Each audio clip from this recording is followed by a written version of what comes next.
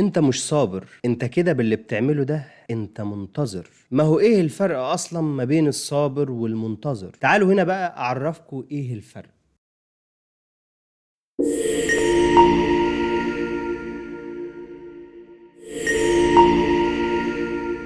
السلام عليكم، مرحبا اعزائي متابعين قطرة الكرام. كتير بنسمع ناس بيقولوا لنا اصبر، وده نوع من انواع النصايح، يعني اصبر وان شاء الله ربنا يكرمك. لكن اللي بيحصل، وده موضوع النهارده، اننا بناخدها على انها انتظر. وهنا هو ايه الصبر؟ هو شخص بيمر بتجربة معينة، يعني مثلا خذلان او خسارة عمل، خسارة شريك حياة وغيرها من الامثال اللي مش هيتسع الوقت لذكرها. لكن ايه هو الصبر؟ هو واحد غير راضي عن حاله دلوقتي وعنده رغبة حقيقية لتغييره، وبيتحرك وبيسعى وبيبذل رغم الألم، وبياخد بجميع الأسباب، يعني بيتحرك وهو صابر. أما الانتظار هو شخص عنده كل المشاكل دي، برضه غير راضي عن حاله تماما، عنده رغبة حقيقية للتغيير لكن مش بيعمل شيء، ساكن ومعتبر ده صبر. وده الفرق ما بين الصابر والمنتظر. انت في حياتك كده بص، كم مرة كم موقف كنت في حالة انتظار لكن مسميه صبر وهو مش صبر. لذلك الصابرون ربنا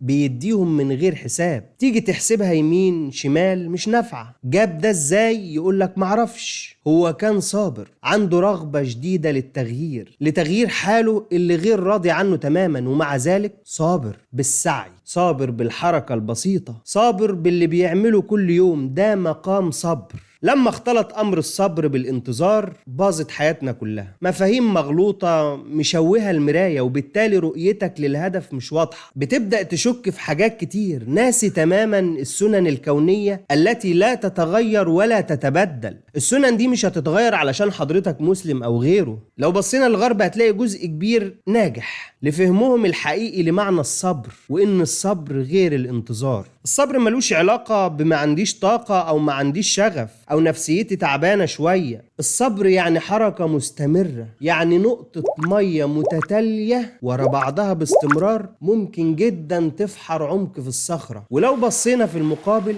هنلاقي شلال مية منقطع ما بيأثرش بنفس تأثير النقطة المستمرة التي لا تنقطع. وبكده الصبر بيقولك لا تتوقف، لأن المياه الراقدة غير صالحة. كمان بيقولك خليك زي النهر الجاري، دايما في حركة.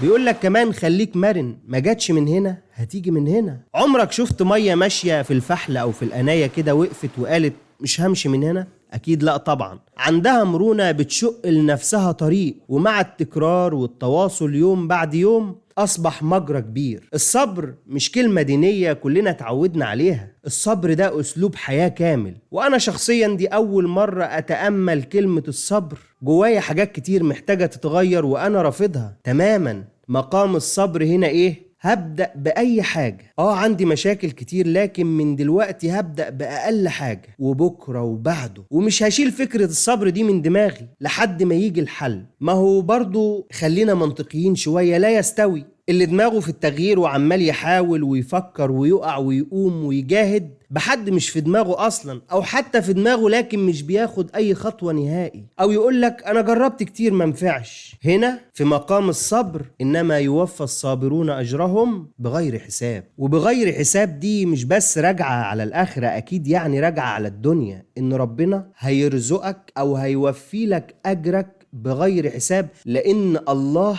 من أسمائه الشكور، يعني تديله حاجة بسيطة ويديك أضعاف منها. ما هو برضو مين عارف إن كنت صابر ولا منتظر غير الله؟ مين عارف إن كنت بتعمل علشان يقولوا عليك كلام معين أنت عايزه؟ مين عارف ده غير الله؟ هو بس اللي عارف ده. لذلك أجرك هتلاقيه من غير حساب، وسعيك زي ما قلنا هتلاقيه مشكور جدا. مشكور يعني سعيك البسيط هتاخد أضعافه. دلوقتي إيه أخبار الصبر معاك؟ أظن الكلمة وصلت دلوقتي بمعنى مختلف عندك. الرؤية دلوقتي بقت واضحة، لأن خيوط الرزق مش كلها مرئية، ومش كلها 1+1=2، لا خالص. ممكن 1+1 يساوي 10، و1+1 يساوي 20 و1000. عالم يا صاحبي، واللي قال الكلمة دي عارف جدا هو بيقول ايه. بس مش مشكلة، دلوقتي انت عرفت ان في فرق كبير ما بين الصبر بمعناه الحقيقي والانتظار. ما تنتظرش بقى، افرك وانت صابر علشان تاخد بدون حساب. وبس كده، لايك وشير وتعليق تقول لنا رأيك فيه، وما تنساش ان مشاركتك معانا بتجربة ليك في الموضوع اللي بنتكلم فيه النهاردة هي بمثابة نور لناس الطريق مظلم قدامها. والسلام عليكم ورحمة الله وبركاته.